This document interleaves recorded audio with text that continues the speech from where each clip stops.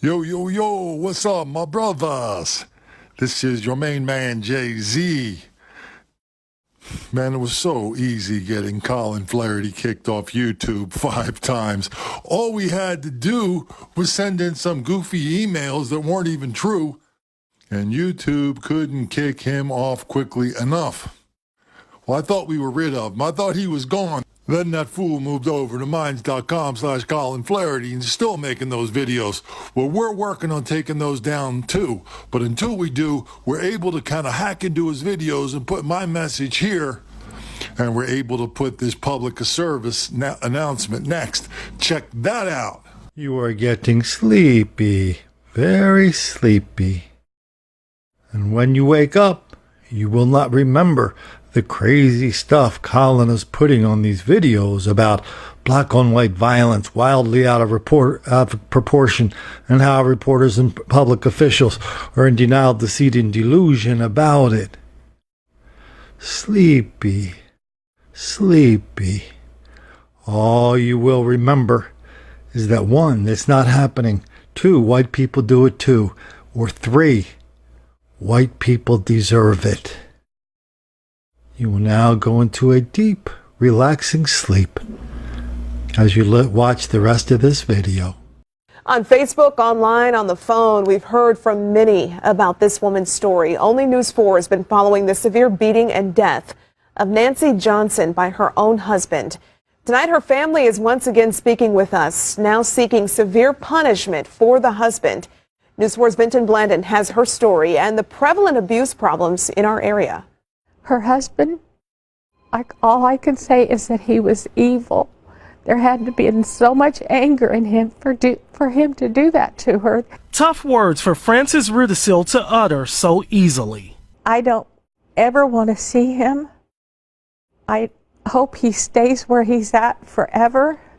And I hope that he suffers as much as she's had to suffer. Robert Johnson remains jailed, charged with domestic assault. He was always so gentle and kind and loving. Something changed last week inside their Itasca Street home in South City.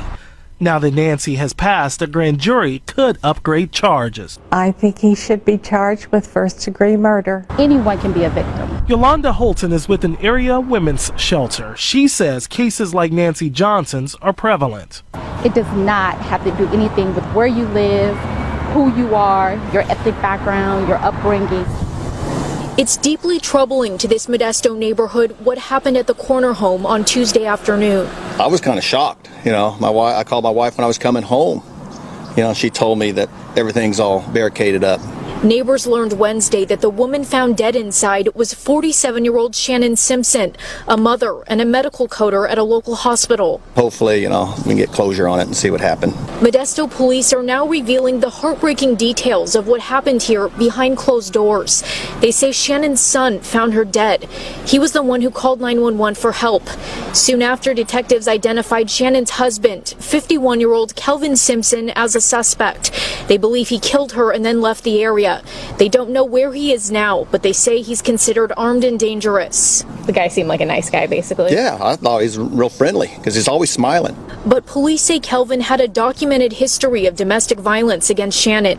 Stanislaus County court records indicate that in 2016, Kelvin Simpson was charged with a total of 7 felonies stemming from 2 separate cases. Those included domestic violence on a spouse, assault with great bodily injury, and attempted murder.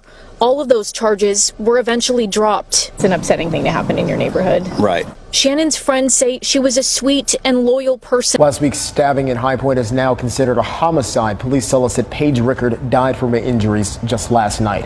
Officers found her in a parking lot on Chestnut Drive last Thursday. They say Clarence Gitteron was her attacker, and the two were previously in a relationship. Authorities arrested him Wednesday. We are now hearing the frantic 911 call from her aunt. He's stabbing my niece across the street. Okay, what happened across the street? 115 Chestnut Drive. Hurry up. 108 Chestnut Drive. I've got that part, ma'am. What happened? He's stabbing my niece. Hurry up. Her friends are now remembering Rickard tonight as her alleged killer sits in jail. WXIR 12's Steve King is live at the site of that attack. Steve, I can only imagine her friends are taking this really hard. They're very devastated. They in fact set up this memorial here in the spot where she was stabbed. Again, she died last night. Now, friends say that Paige Rickard was a wonderful person who cared about others and was always willing to do whatever she could to help someone in need. I really loved her. I'll always love her. Chris Cranford was in her home off Chestnut Drive at the end of March when her neighbor knocked loudly on the door. She came in, she was screaming and hollering, "Call the police, call an ambulance. Ray is stabbing Paige to death. He's stabbing, he's killing her, he's killing her." So Chris called 911, handing the phone to Paige Rickard's aunt. Here is audio from that 911 call. He's stabbing my niece across the street. 115 Chestnut Drive, hurry up. 108 Chestnut Drive. I've got that part, ma'am. What happened?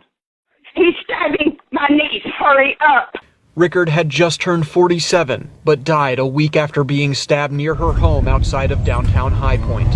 Investigators say 56-year-old Clarence Ray Gitteron, who Rickard used to date, is the man who attacked her.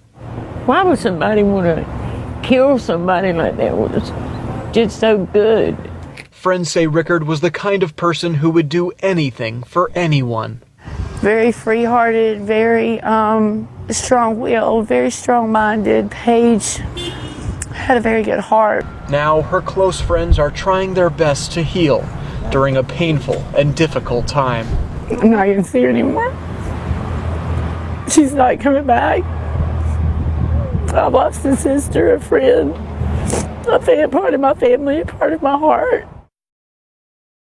Friends say Rickard loved flowers, and they thought that that was the perfect way to make this memorial just like this that you see here. Now, Gitteron is currently in the Guilford County Jail on multiple charges. He was arrested earlier in the week in High Point. From the moment police arrived on scene, where are you? Emotions were running high and guns were drawn. Headquarters were at 1912. We need this house locked down. Police were responding to Holly Street for a report of someone breaking into a home. And when they arrived on scene, they found Jonathan Autry inside. Seconds later, he walked outside holding a pregnant woman hostage at gunpoint with his arm around her neck. Let go! Back up! Police told Autry over and over to drop his gun. Hey, this is not gonna end well! This is not gonna end well! Drop that gun! But he didn't. Do not do it! I'm pregnant! Get out of the way! Get out of the way! After he was shot, police rushed in to secure his weapon and save his life. I got this hand. I got this hand. No, you're not. We're gonna get you through this. You gotta get out of here. Listen, we're not gonna let you die, but you gotta work with us. I know. Attacked, a woman left a popular restaurant in Wesley Chapel only to be stalked and then robbed. News Channel 8's Ryan Hughes is live in Pasco County. And Ryan, this is a scary situation. It really is. Good evening. The woman spent a few hours here at this Applebee's restaurant, not knowing she was being watched, perhaps the entire time. While inside the restaurant, this duo appeared to have more on their minds than food and drinks. Pasco County detectives explain how they watched, then followed a woman from the Applebee's about 20 minutes away to Zephyr Hills. Deputies tell us the victim came here to this quiet condo complex where she was attacked in the parking lot. We were sleeping and the sheriff's office rang our doorbell at 4:30 in the morning. This woman didn't want to show her face, but heard what happened just outside her door. I guess a woman and a man, I guess the girl slit her throat and then took her purse, and he's like, it was a shock. Inside that purse, a wallet and credit cards, apparently prized possessions for the robbers. These pictures were taken at a Lutz Walmart where the couple went on a shopping spree. They used the credit cards at stores in Hillsborough County as well. I mean, I feel sorry for for what happened. But it's amazing that it started at Applebee's. Harry Vandenbrink watches his surroundings. The attack gives him pause. You look in the mirrors. I'm always conscious driving a car. Yeah, I'm looking in the mirrors, see what's going, see what's behind me.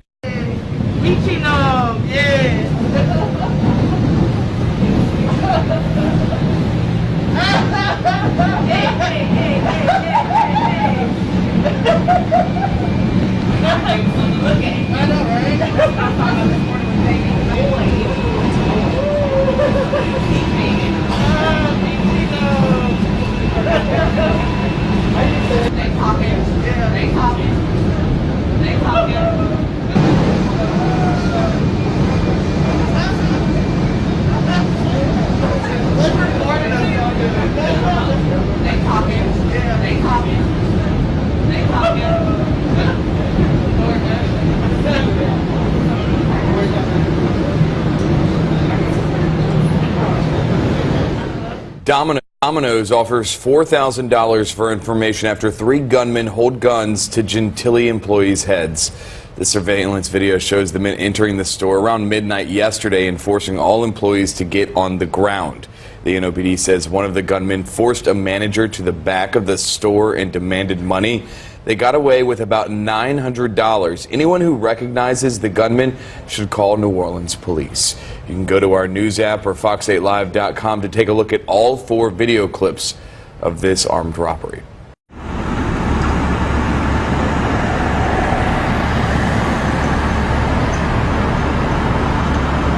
Received a call early this morning of a shooting down here on Main Street. It happened in front of Esox Bar out on the sidewalk. It appears that a male subject fired a couple of shots and hit a female. The female is currently at the hospital being treated. Appears that she's gonna recover from the injuries.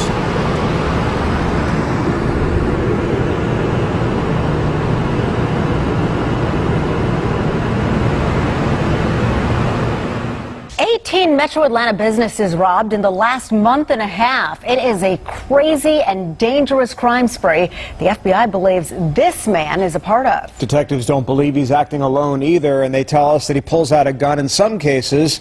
And as Fox 5's Marissa Mitchell reports now, investigators want to get the crew off the streets before someone gets hurt. I'm just outside of the Waffle House here in Avondale. It's one of 18 locations that investigators say the suspects hit in just the last few weeks. The pictures from there are very clear of that suspect, and even though he has sunglasses on, he's very recognizable. The FBI says this man and as many as 3 other people have been robbing businesses across the metro area since Valentine's Day. And there's no specific spot they're focusing on. The crime stretched from Duluth and Dunwoody all the way to Conyers, where investigators report 5 businesses fell victim to their schemes. They tell us this video from the SunTrust Bank on Rockbridge Road in Stone Mountain shows the first crime on the spree. These guys are hitting quite often, 18 times in less than 2 months. Sometimes they're hitting twice on the same day. Kevin Rosen, a spokesperson for the FBI Atlanta office, says the crew has one plan for banks and another for shops. In every one of those robberies, they're armed when they go in those businesses. In the bank robberies, we haven't seen any weapons. No witnesses haven't seen any weapons. They've all been no jobs. So that's a little bit interesting, but I'm not sure what that means. An example, investigators point to this photo from an Exxon on Highway 278 in Covington. You see someone in the store fully covered holding pockets. The scariest thing is they've had guns pointed at their heads in some of the business robberies.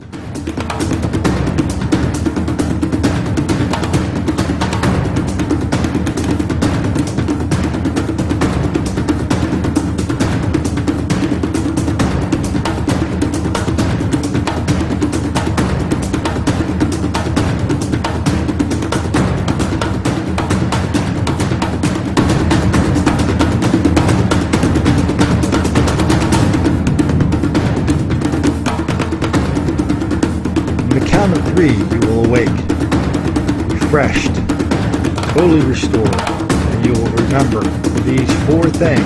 1, white people do it too. 2, this is not really happening. 3, white people deserve it. And 4, the most important one of all, you must remember at all times, don't make the black kids angry.